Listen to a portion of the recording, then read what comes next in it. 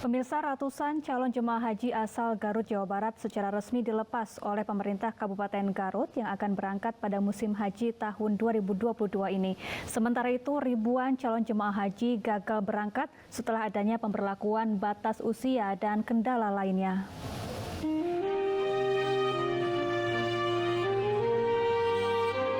Pemerintah Kabupaten Garut, Jawa Barat melepas ratusan calon jemaah haji asal Kabupaten Garut dan puluhan petugas kesehatan atau pendamping. Pada musim haji kali ini, jumlah calon jemaah haji yang terdaftar sebanyak 31.926 orang. Sementara 1.915 calon jemaah haji gagal berangkat. Menurut Kepala Kementerian Agama Kabupaten Garut, kegagalan berangkat diakibatkan adanya batasan pemberlakuan usia dan kendala lain yang dihadapi para calon jemaah haji. Itu normal ya. Nah, kemarin kita 2 tahun tidak berangkat, mungkin naik lagi 2 tahun. Jadi sekitar 20 tahunan mereka akan menunggu keberangkatan. Yang gagal berangkat karena usia 435 orang. Kemudian yang gagal batal lunas atau mengambil lagi itu sekitar 15 orang. Kemudian yang batal porsi ya sampai bulan April kemarin ada 748 orang. Jadi itu dari awal tahun dari 2015 sampai sekarang itu ada sekitar 300. Kemenak Garut memastikan para calon jemaah yang gagal berangkat tahun ini akan diprioritaskan pada tahun depan. Dari Garut, Jawa Barat, Solihin, iNews melaporkan. Saat ini sudah berhubung bersama kami Wawan Setiawan, calon jemaah haji yang gagal berangkat tahun ini karena terkena pembatasan umur. Assalamualaikum, selamat sore Pak Wawan. Selamat sore, Waalaikumsalam warahmatullahi wabarakatuh. Ya, Pak Wawan, jadi Anda dipastikan tidak berangkat haji tahun ini. Apakah ada jaminan dari pihak travel atau kementerian untuk Anda bisa berangkat di tahun berikutnya, Pak? Belum tentu itu, Mbak. Belum tentu. Apa yang disampaikan kepada Bapak? Begini, cuma begitu ada berita ditundanya itu kan memang sementara agak lega gitu. Tapi setelah ada peraturan lagi pada tahun-tahun ini kan yang umroh itu tidak terbatas umurnya, itulah yang menjadi kendala. Nah jadi pada tahun 2019 yang usia lanjut itu kan diprioritaskan. Sedangkan yang sekarang kan istilah ditunda. Kalaulah ada peraturan memang dari Saudi Arabia, kenapa yang umroh itu kan tidak terbatas, itulah yang menjadi kejanggalannya. Dan harapan saya pemerintah memprioritaskan pasti pada tahun yang akan datang diberangkatkan yang usianya lanjut gitu. Oke, Pak Wawan, artinya Anda ini tidak bisa berangkat karena faktor usia, Pak Wawan ya? Iya. Nah, yang menjadi keberatan Anda ketika jemaah umroh tidak dibatasi usianya, mengapa haji ini dibatasi usianya ya, Pak? Iya gitu. Oke, ketika pembatalan ini terjadi, artinya pembatalan keberangkatan Anda terjadi, apa yang disampaikan kepada Bapak dari pihak-pihak terkait, Pak?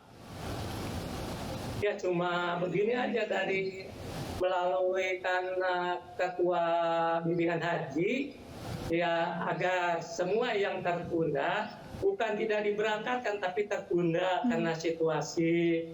Nah mungkin ya harapannya itu tahun yang akan datang mesti diberangkatkan. Tapi menurut saya itu belum pasti karena melihat peraturan tidak adil gitu.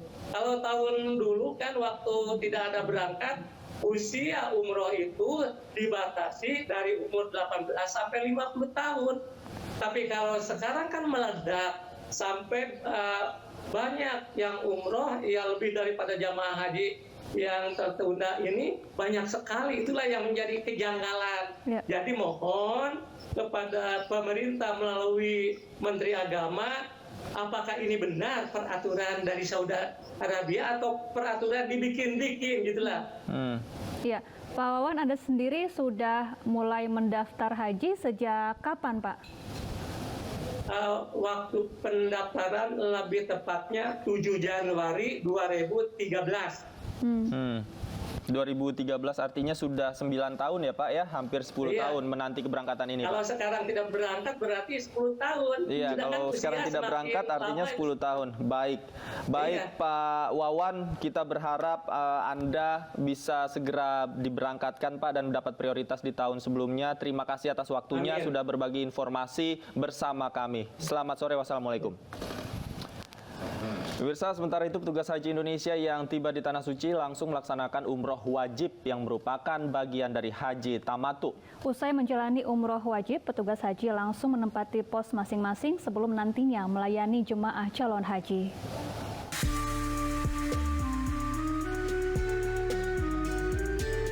...325 petugas haji bertolak ke Tanah Suci. Keberangkatan mereka lebih cepat beberapa hari sebelum kedatangan jemaah gelombang 1 tiba di Madinah. Saat tiba di Tanah Suci, kegiatan pertama adalah umroh kudum di Masjidil Haram. Setiap petugas maupun jemaah yang tiba di Jeddah harus mengambil mikot ataupun batas wilayah Tanah Haram dari Bandara King Abdul Aziz. Setelah menempuh perjalanan 9 jam dari Jakarta, akhirnya saya bersama petugas haji telah tiba di Bandara King Abdul Aziz, Jeddah. Dan setelah melengkapi berbagai syarat administrasi dan juga kelengkapan imigrasi, petugas haji telah melakukan mikot untuk berihram dan juga untuk nantinya melakukan ibadah umroh di Masjidil Haram. Usai berniat dan ihram, perjalanan dari Jeddah menuju Mekah memakan waktu sekitar 2 jam. Meski dini hari Masjidil Haram tetap ramai lantaran banyak jemaah yang memilih umroh pada malam hingga pagi hari. Jemaah diberi keleluasaan memutari Ka'bah namun tetap mengedepankan protokol kesehatan. Ya pemirsa, saya menggelar tawaf sebanyak 7 kali. Jemaah umroh biasanya melaksanakan sholat sunnah di sekitar kawasan Ka'bah. Dan rangkaian berikutnya yang masih dari rukun umroh yakni melaksanakan sa'i, yakni lari kecil antara Bukit Safa dan juga Marwah. Dan rukun umroh berikutnya adalah bersyukur yang diakhiri dengan tertib. Selama prosesi umroh, jemaah dapat mengkonsumsi air zam-zam di berbagai titik di Masjidil Haram.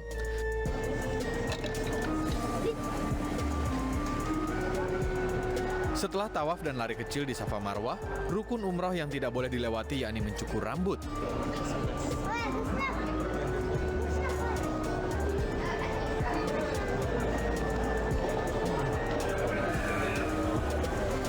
Bagi petugas usai menjalani umrah wajib, maka mereka akan langsung menempati pos masing-masing sebelum nantinya melayani jemaah calon haji dari Indonesia.